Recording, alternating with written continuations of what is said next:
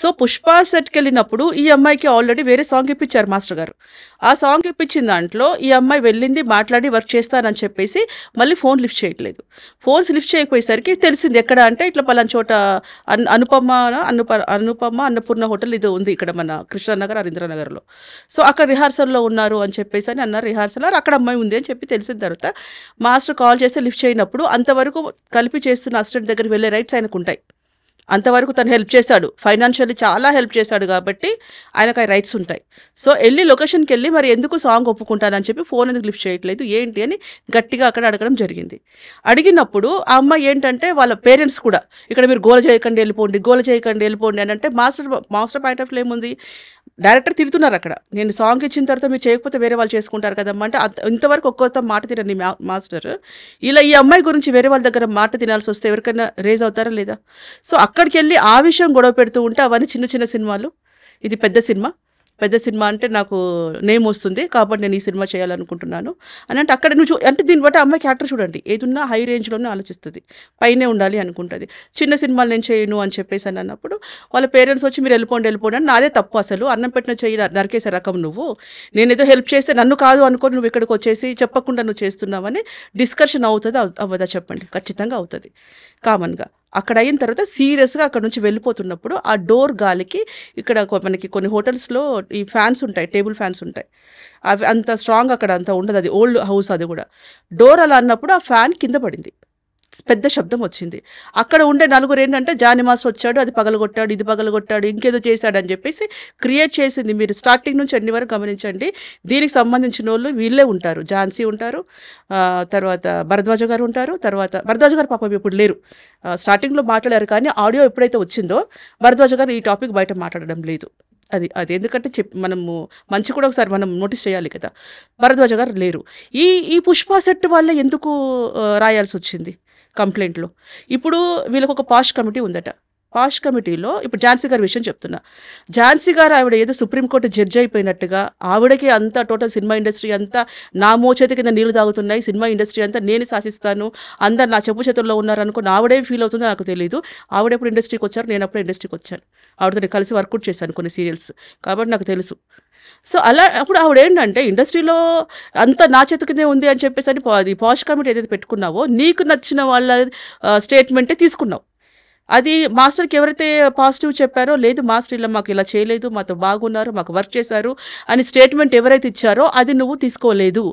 మళ్ళీ కూడా చెప్తున్నాను, ఎందుకు నువ్వు పక్షపాతంగా ఆలోచించావు?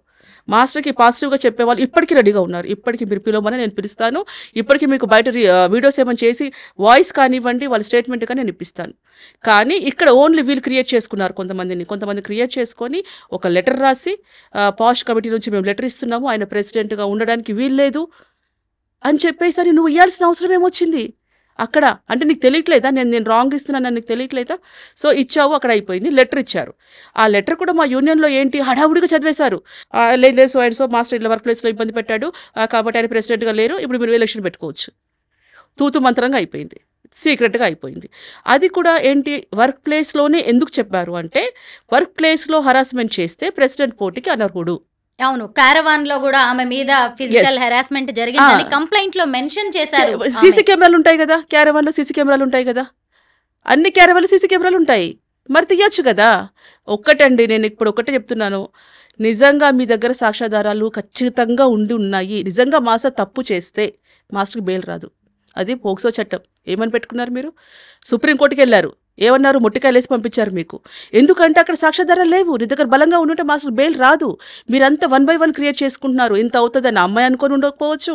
వీళ్ళందరూ ఏంటంటే తొక్కేద్దాము, వాంటెడ్లీ తొక్కేద్దాము.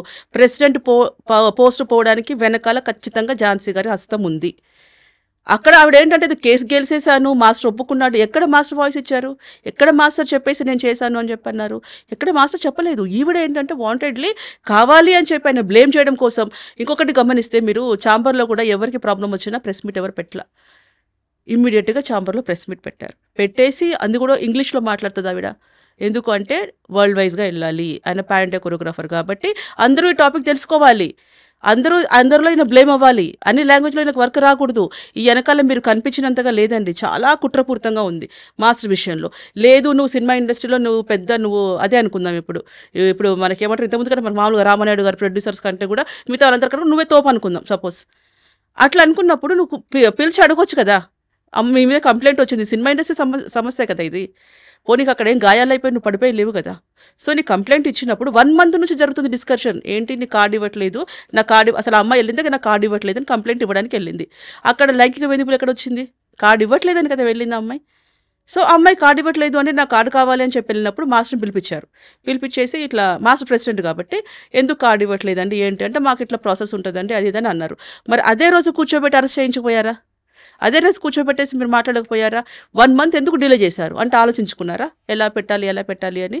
సో అక్కడ కూడా ఏంటి, ఆ అమ్మాయి వెళ్ళి లేదండి ఇట్లా నాకు మాస్టర్తో ఇట్లా హరాస్మెంట్ అంటే ఆమె ఏం ఆలోచించిందంటే ఆ రోజు అక్కడ గొడవైంది కాబట్టి రేపు నాకు మళ్ళీ ఫ్యూచర్లో గొడవ అవుతుందో ఏమో అనుకొని ఆమె ప్రీ ప్లాన్డ్గా లేదంటే ఇట్లా మాస్టర్ నన్ను ఇట్లా వేరే వర్క్ చేసుకొని ఇవ్వట్లేదు, వేరే వర్క్ రానివ్వడేమో ఆయన ప్రెసిడెంట్ పోస్ట్లో ఉంటే అని చెప్పినప్పుడు అమ్మాయిని అప్పుడు నువ్వు డీ షోకి వచ్చి చేసావు కదా, నీకు పోక్సో కేసు వర్తిస్తుందేమో చూడు. ఐడియా ఇచ్చింది ఎవరు, పెట్టించింది ఎవరు, అదే అడుగుతున్నాను. ఝాన్సీ గారు. అదే ఇప్పుడు చాంబర్కి వెళ్ళినప్పుడు వెనకాతలు ఇంత క్రియేట్ చేయాల్సిన అవసరం ఏమొచ్చింది? ఎందుకు ఝాన్సీ గారికి జానీ మాస్టర్కి పడదా ఏమైనా ఉన్నాయా వెనక రాజకీయాలు ఇంకేమైనా? రాజకీయాలు అంటే మాస్టర్ ఏంటంటే కొంచెం ఇప్పుడు ఈ మధ్య ఎవరైనా ఒక సాంగ్ హిట్ అయినా, ఒక సినిమా హిట్ అయినా, డైరెక్టర్ అని మిగతా ఇంకెవరున్నా కూడా ఫోజులు కొడతారు బాగా. మాస్టర్ దగ్గర ఏంటంటే ముక్కుసుడితనం, ఏదన్నా స్ట్రేట్ ఫార్వర్డ్గా అంటాడు, వెనకాల గొయ్యలు తీయడము, వెనకాల ఇంకేదైనా చేయడాయినా ఏదన్నా స్ట్రేట్ ఫార్వర్డ్గా అంటారు. ఈ అమ్మాయి కేసు విషయంలో వెళ్ళేసి నువ్వు కార్డు విషయంలో ఇవ్వకపోతే నేను చూసుకుంటానంటే ఏం చేస్తారో చేసుకోండి అన్నాడు. చాంబర్కి వెళ్ళి మాస్టర్ పిలిపించినప్పుడు సరే మీ వల్ల ఆయన చేసుకోండి అన్నాడు. మా వల్ల అయింది చేసుకోమన్నావు కదా, మా వల్ల ఏమేమవుతుందో చేసి చూపిస్తామన్నట్టుగా అక్కడ జరిగిన సందర్భం అది, చాంబర్లో జరిగిన సంబంధం అది. ఎందుకంటే అమ్మాయి నాకు ఎంత మోసం చేసిందో, అమ్మాయి నాకు ఏం చేసిందో నాకు తెలుసు కాబట్టి నేను చూసుకుంటానని మాస్టర్ ఆ ఉద్దేశంతో అన్నాడు. ఎందుకంటే వేరే అమ్మాయిల విషయంలో ఆయన అలా మాట్లాడాడు, ఓన్లీ తన అసిస్టెంట్ కొరియోగ్రాఫర్గా చేసింది కాబట్టి ఆ చనువుతో సరే ఏం చేస్తో చేసుకోండి అంటే మేమేం చేసుకోవాలో చేసుకొని చూపిస్తాము అన్న ఉద్దేశంతో మీరు కక్ష సాధింపులు. నెక్స్ట్ ఇక్కడ ఇంకొకటి అసలు మెయిన్ విషయం మర్చిపోతున్నాం. మాస్టర్కి ఎవరితో ఫ్రెండ్స్గా ఉన్నారో, కొరియోగ్రాఫర్స్ అయి ఉండొచ్చు, ఫ్రెండ్స్ అయి ఉండొచ్చు, మా యూనియన్ సంస్థ అయి ఉండొచ్చు, వీళ్ళందరూ కూడా మాకు కొన్ని గొడవలు జరుగుతున్నాయి మాస్టర్ విషయంలో. ఆ మధ్యలో కూడా కొన్ని వీడియోస్ ఇవన్నీ కూడా వచ్చాయి అనమాట మా యూనియన్కి సంబంధించి. యూనియన్లో కొంతమంది ఉన్నారు, ఒక టీం ఉన్నారు, ఒక 10-15 మంది టీం ఉన్నారు. వీళ్ళంతా ఈ అమ్మాయిని కలిసారు వెళ్ళి. ఈ అమ్మాయిని కలిసి ఎవరైనా అబ్బాయిలు పెడితే స్ట్రాంగ్ కేసు ఉండదు కాబట్టి అమ్మాయిని పెడితే తొక్కొచ్చు, ఈయన ఎక్కడ పడితే అక్కడ తొక్కొచ్చు అని వాంటెడ్లీ ఇక్కడ నుంచి సంస్థ నుంచి ఒక 4 వెళ్ళి అక్కడ తనకి ఈ అమ్మాయితో మాట్లాడి తర్వాత చాంబర్కి వెళ్ళి మాట్లాడి ఇవన్నీ కూడా సీక్రెట్గా జరిగిపోయినాయి. కాబట్టి ఇక్కడ వాళ్ళు ఎందుకంటే వాళ్ళు కలిసి వర్క్ చేసుకున్నారు, కలిసి ట్రావెల్ చేశారు కాబట్టి ఆ అమ్మాయి ఇది పోక్సో కేసు కానివ్వండి మిగతా ఏదన్నా ఉన్నా కూడా అది వాంటెడ్లు వేరే వాళ్ళు పెట్టించారు అనేది నా అనుమానం.